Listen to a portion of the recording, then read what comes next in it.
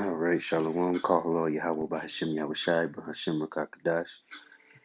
This is a quick update. First and foremost, I want to give honors, double honors, and praises to the elders and apostles of Great Millstone who do rule well. I am not a member of Great Millstone, but that is who I learned from. Secondly, this is going to be a message, you know the spiel, to the so called Negroes, Latinos, and Native Americans. You are the Israelites that the Bible speaks of. Turn that down a little bit. You are the Israelites that the Bible speaks of, so this message is to you, but only the hopeful elect will get this. This is a continuation of your heritage, your duty, or kind of like an offshoot.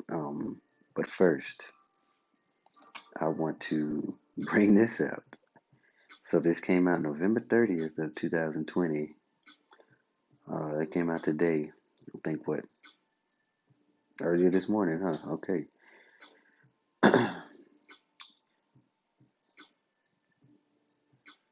Report: Iranian Revolutionary Guard commander killed in Syria. A senior member of Iran's Revolutionary Guard Corps was assassinated in Syria, in the Syrian town of Al-Qaim, near the country's northeastern border with Iraq, on Sunday, Syrian media outlets reported.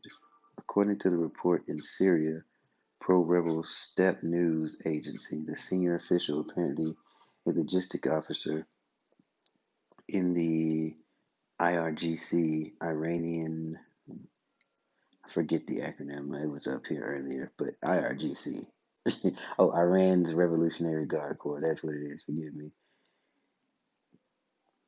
And elite Quds Force, and these guys ain't no joke. I've been out there with them. So, okay, anyway, that's another story. Was killed when a drone fired a missile at the car he was driving, along with the officials. Two other Iranians who were in the car with him at the time were also killed in the strike. So obviously, the big, the big red finger is going to be pointing at Israel. So well, the state of Israel, Israelis, is who I'm talking about.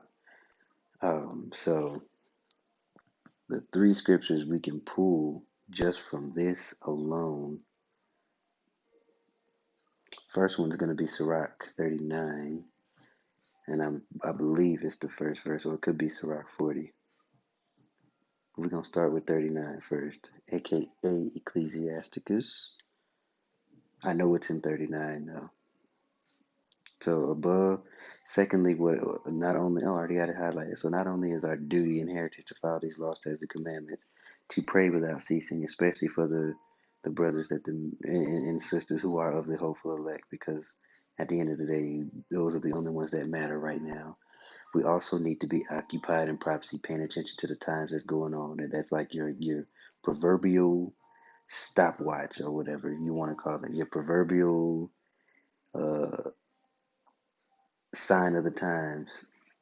This is how we know how close we are and how harder to push. Because if you're on your last lap, you ain't gonna slow down. You want to get to the finish line. Surah 39 and 1, we'll start at 1. But he that giveth his mind to the law of the Most High, and is occupied in the meditation thereof, will seek out the wisdom of all the ancients. That means, and you also, there's a precept for that says, seek ye the old paths. Because this new stuff, this new speak, this new way is a new philosophy. And that's what got Adam and Eve hemmed up in the first place. So let's seek the old paths. Let's go back to the way our forefathers did it. Continuing on. Oh, and be occupied in prophecy. Let's go to verse 2. He will keep the saying of the renowned men, and where subtle parables are, he will be there also. So, if the Spirit is giving something with you, you will understand some of these subtle parables. And if it's not, then, they'll go right over your head. You'll be walking around like the rest of our people, partying, living in the days of Noah, marrying, giving in marriage, acting like, because they got a little freedom right now to move about, that things are going to go back to quote unquote normal, and they ain't.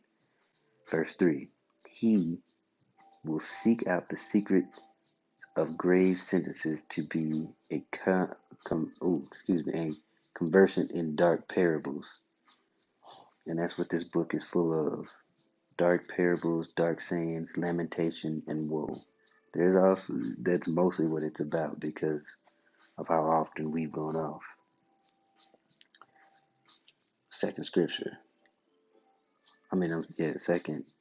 Second scripture. I'm kind of all over the place. Forgive me. Please forgive me. Charge it to my mind. And I think we already know where we're going. And ye shall hear, Matthew 24:6, and ye shall hear of wars and rumors of wars. See that ye be not troubled, for all these things must come to pass, but the end is not yet. And we know, verse 7, for nation shall rise against nation, kingdom against kingdom, and there shall be famines and pestilences and earthquakes in diverse places. And the Deuteronomy Rule 1:9, although it's a pandemic and it was supposed to be the scapegoat for the economic crash, it's still a pestilence. The effects of it have done its job. Nation against nation, of course, that is a war. Kingdom against kingdom, of course, that is, pursuant not only to, the inevitable third woe, but it is also pursuant to different nations within the continent of where we're located. And you can see that now. America's been more divided than it's ever been. And, call all Yahweh Bashim Yahushua. Third scripture or verse, we are going to go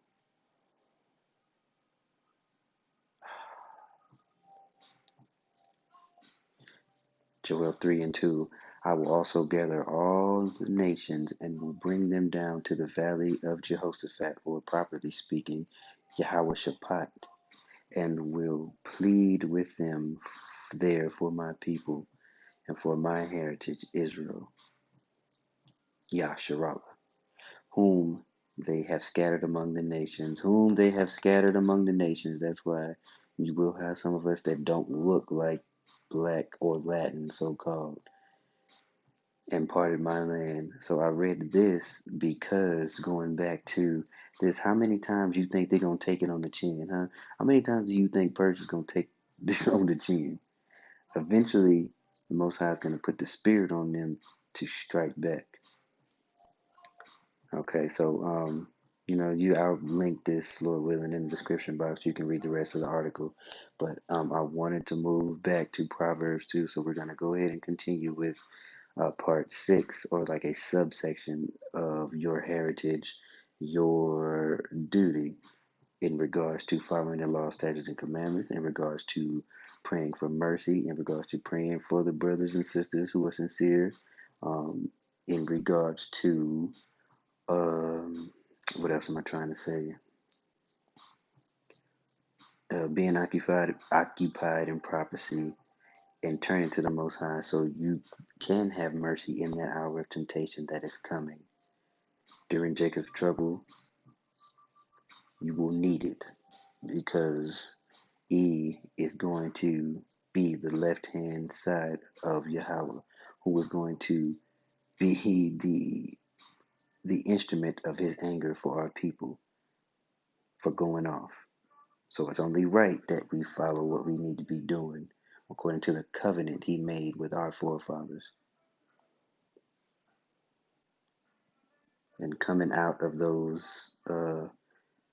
these vain philosophies and these quote unquote other women, because we are the Most High's woman as a nation. And spiritual fornication is Christianity, is Islam, is Buddhism, is atheism, is the new way that we do things here on the West, or this Western mindset in general. But let me continue. Let me just go on because I don't want to make this too long and I don't want to keep ranting. So I'm go to Proverbs 2, and this is why we need to be turning to the Most High fully, forgetting our old life and turning back to the life that we should be living. Proverbs 2, my son, if thou wilt receive my words and hide my commandments with thee, so that thou incline thy ear unto wisdom, and apply thine heart to understanding. Yea, if thou criest after knowledge, and liftest up thy voice for understanding, pray for it and you will get it. Verse 4, if thou seekest her as silver, and searchest for her as for hid treasure, then shalt thou understand the fear of the Lord, and find the knowledge of God. And in all 5 portions of what I've already done before, I speak of the foundation of Yahweh Bashem Yahushai, or fear being the foundation. You must fear him. And how do you fear him? You read this word and you read the things that he's done in the past and the things that he will do. And knowing that he is omnipotent and he can control all. He can have you in a situation where you're going to wish you were dead, or he can have you in a situation where you will triumph over your enemies. Verse 6, for the Lord giveth wisdom, out of his mouth cometh knowledge and understanding.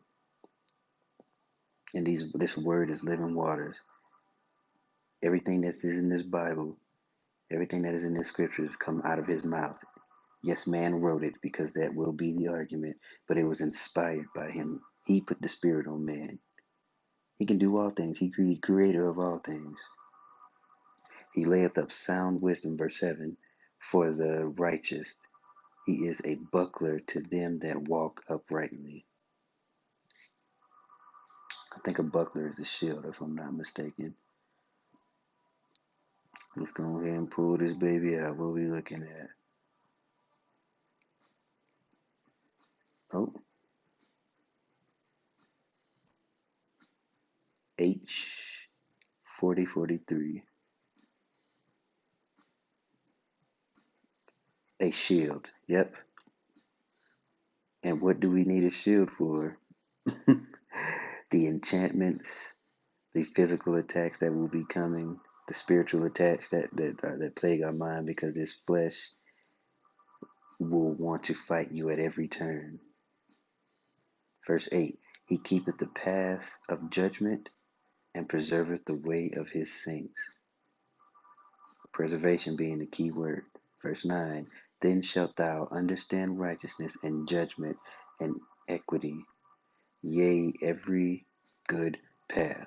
So if you're able, even at the workplace, if you understand the big picture of what you do say you work at a factory, if you understand that the part you make does X, Y, and Z in order to see the big picture, then you will do your part, or you will do a better job in creating that part and making it functional. Same way as we build the house of David. If you understand the big picture, verse 9, then shalt thou understand righteousness and judgment and equity. If you understand what you're building in a big picture sense, you can do a better job at laying the particular bricks that the Yahweh Bashem Yahushua has given you, putting this thing up in perfection. When wisdom entereth into thine heart, and knowledge is pleasant unto thy soul, discretion shall preserve thee, understanding shall keep thee. And I don't think I have to explain that. That is, Proverbs 2 is such a beautiful, the whole thing is beautiful, but you can continue to read this on your own. I just wanted to go into the, I guess it's like I said, an offshoot of what I've already been doing, part 1 through 5 of your heritage, your duty. And this is why in these 5 parts where I went over some basic laws, statutes, and commandments that we ought to be following, pertaining to how we live currently in this captivity. And of course there are more. I think there's over 600 laws. So, I mean, the more we read, the more we gain understanding.